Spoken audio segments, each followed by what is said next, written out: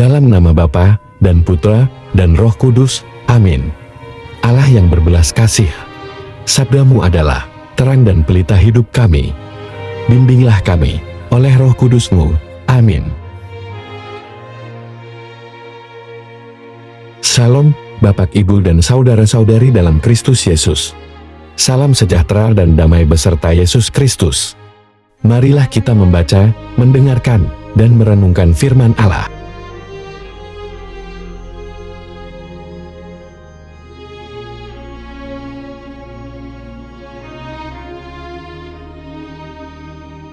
Inilah Injil suci menurut Lukas.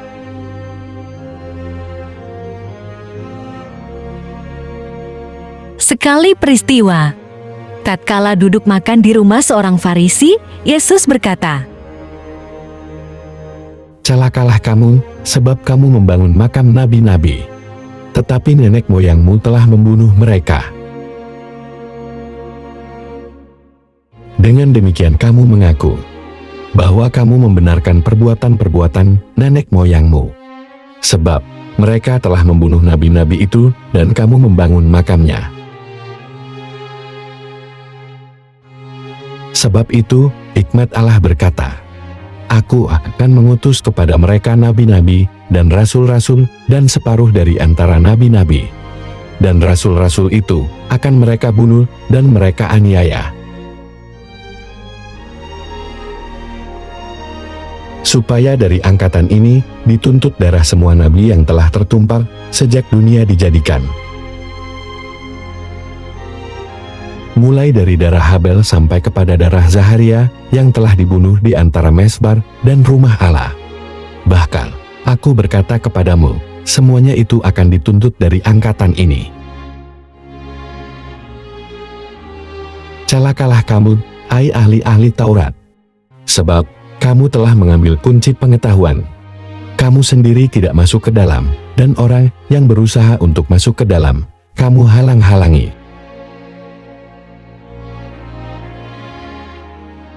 Dan setelah Yesus berangkat dari tempat itu, ahli-ahli Taurat dan orang-orang Farisi terus-menerus mengintai dan membanjirinya dengan rupa-rupa soal. Untuk itu, mereka berusaha memancingnya, supaya mereka dapat menangkapnya berdasarkan sesuatu yang diucapkannya.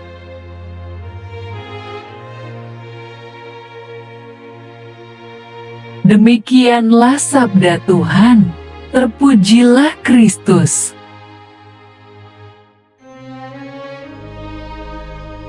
Bapak, Ibu, dan saudara-saudari dalam Kristus Yesus, Injil Lukas hari ini memuat bagian akhir dari satu perikop tentang orang Farisi dan ahli Taurat yang dikecap oleh Yesus.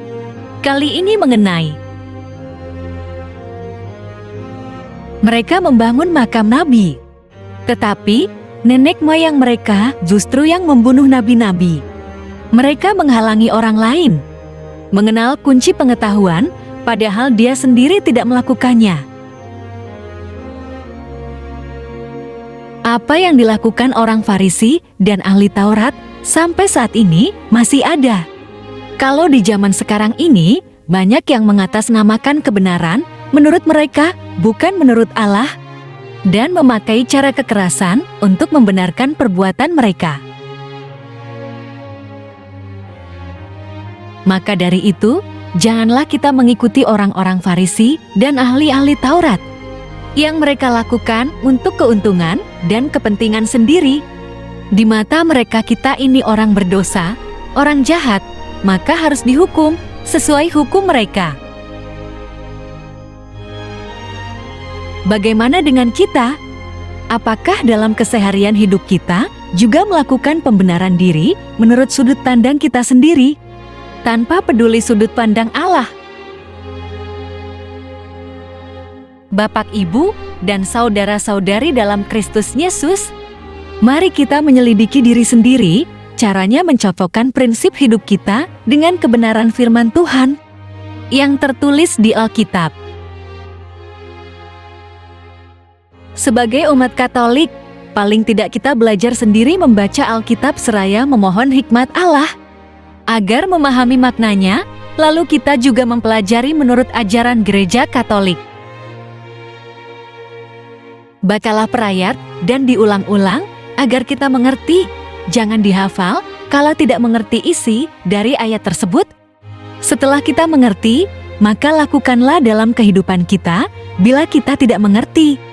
Mari kita tanya kepada ahlinya, bukan kepada sembarang orang. Janganlah seperti orang Farisi atau ahli Taurat. Mengetahui ajaran kitab Taurat Perjanjian Lama, saat itu belum ada Perjanjian Baru.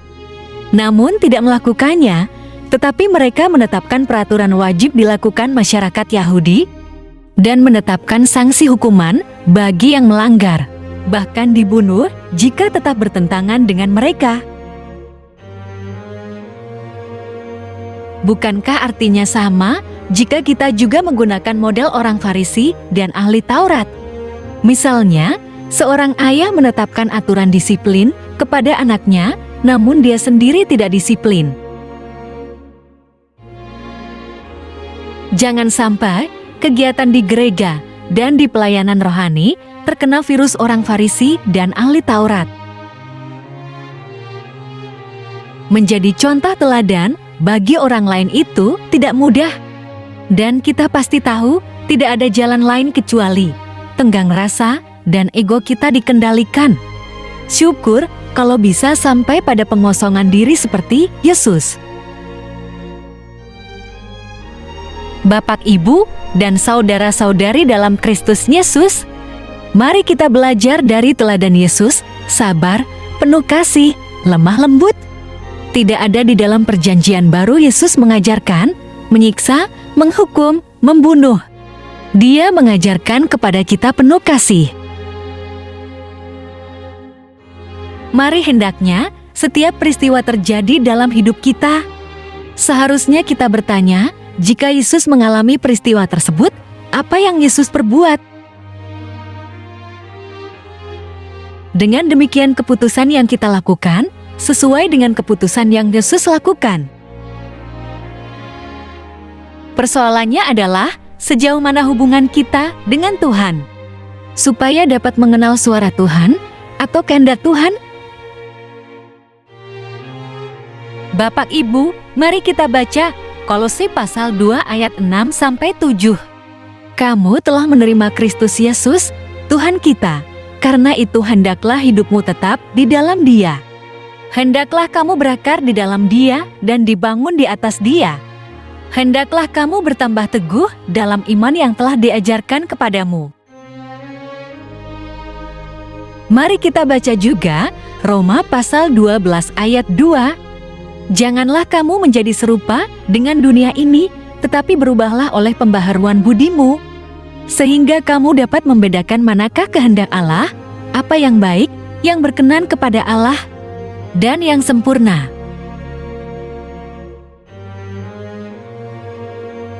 Bapak, Ibu, dan saudara-saudari dalam Kristus Yesus, semoga kita mawas diri sepanjang hari ini, agar perilaku dan perbuatan kita tidak tertular oleh sikap orang Farisi dan ahli Taurat.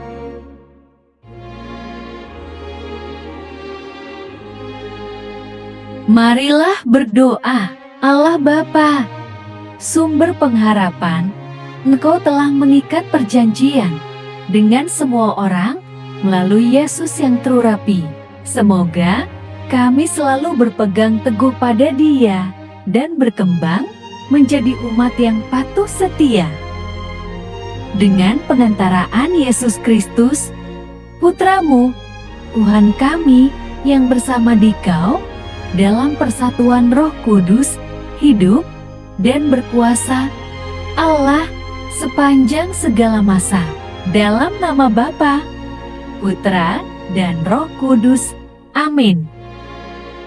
Terima kasih sudah mendengarkan dan merenungkan firman Allah. Jangan lupa subscribe dan jangan lupa juga aktifkan loncengnya. Terima kasih, Tuhan Yesus memberkati.